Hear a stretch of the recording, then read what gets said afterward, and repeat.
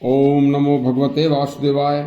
आज के प्रसंग में हम द्वापर युग की कहानी सुनाने जा रहे हैं। देखिए, दुनिया में जब जब बदलाव आते हैं तो समझ लो कुछ नया होने वाला है। देखिए, कल हम कलयुग की कथा सुनाएंगे।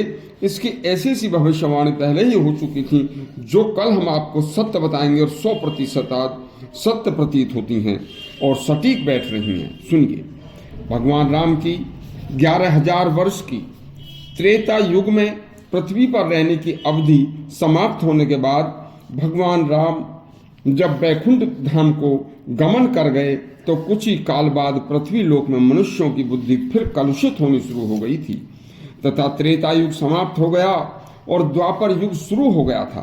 तो फिर पृथ्वी पर लोभ मोह विषयासक्ति तथा बलात् एक दूसरे की जमीन धन स्त्री आदि हड़पने का कार्य होने लगा था।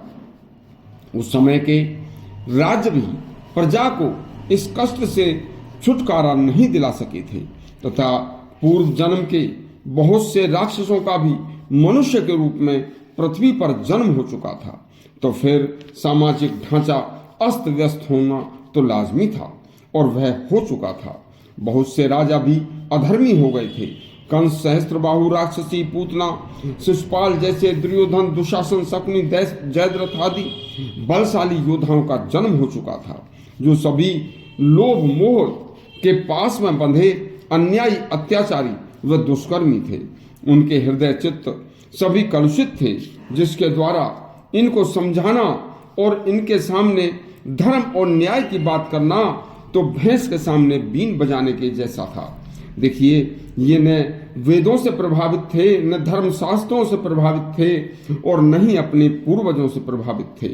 तब स्वयं ब्रह्मा जी ने नारायण से पृथ्वी लोक में मनुष्यों के उपद्रव का वृतांत सुनाया। तो स्वयं नारायण ने ही पृथ्वी पर मनुष्यों का दुख दूर करने के लिए, दुर्मति दुरात्माओं को नष्ट करने के लिए फिर से सतयुग त्रेता जैसा सौम्य शांत सुखी जीवन, भय रहित, दोष रहित, रोग रहित संसार बनाने के लिए पृथ्वी पर श्री कृष्ण के रूप में जन्म लिया। उधर उन्हें भृगु ऋषि का भी शाप था, वह भी पूरा करना था, जिस शाप के कारण स्वयं भगवान नारायण ने मनुष्य देह में देवकी का पुत्र बनना स्वीकार किया। उधर उमा देह से उत्पन्न योग निद्रा रूपी कौशिकी देवी वासुदेव की आज्ञा से यशोदा की पुत्री हुई। वसुदेव के अन्य पुत्रों को कंस ने पहले ही मार डाला था। तब वसुदेव की दूसरी पत्नी रोहिणी से हलधर बलभद्र नामक बलराम का जन्म हुआ। बलराम के जन्म के बाद देवकी ने अच्युत श्री भगवान श्री कृष्ण को जन्म दिया। भगवान के जन्म होते ही प्रकृति व 10 दिशाएं प्रफुल्लित हो उठी। तब भगवान श्री कृष्ण ने पैदा होते ही अनेक चमत्कार करने शुरू कर दिए तथा पृथ्वी लोक में वह जब तक रहे अपनी माया से धीरे धीरे एक एक करके दुष्टों को, राक्षसों का संहार करते रहे तथा बचे कुछे जितने भी दुरात्मा बचे, ऐसा रास रचाया कि महाभारत जैसा युद्ध करा के उसमें सभी दुरात्माओं को नष्ट कर डाला तथा पृथ्वी का काफी हद तक भार कम कर डाला। तभी युगों में कभी न कभी, सभी युगों में कभी न कभी मनुष्यों की वृद्धि तथा जब भी लोग मोह में ज्यादा, विषय शक्ति में ज्यादा फंसने शुरू हो जाते हैं तो समझिए ये उनके नाश का कारण होती है। तो उनके इन कारणों के कारण मनुष्यों में सारे दोष उत्पन्न हो जाते हैं। तब किसी न किसी प्रकार से भगवान नारायण ही ऐसा कोई न कोई दोष युक्त मनुष्यों को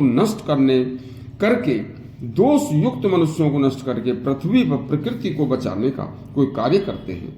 यदि द्वापर के अंत में भगवान श्री कृष्ण का अवतार न होता तो द्वापर में ही घोर कलयुग का दर्शन लोगों को करना पड़ जाता और संसार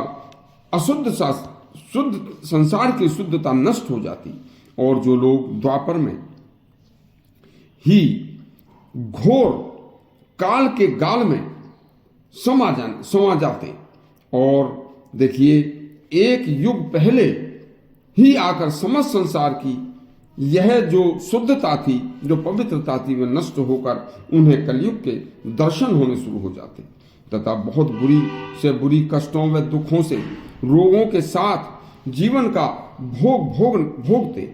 इसलिए श्री हरि हमेशा दुरात्माओं को नष्ट करने का कोई ना कोई उपाय निकाल ही लेते हैं।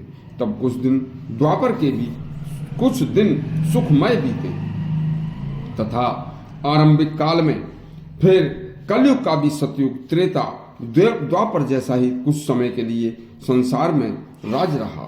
और इसके बाद घोर कष्ट देने वाले कलयुग का जो प्रसंग है वह कल सुनाएंगे, जिसकी भविष्यवाणी अनेक हो चुकी हैं, वो आज सारी सिद्ध हो रही हैं। यदि आपको यह प्रसंग अच्छा लगा हो तो हमारा चैनल सब्सक्राइब करें, घंटी दबाएं। धन्यवाद।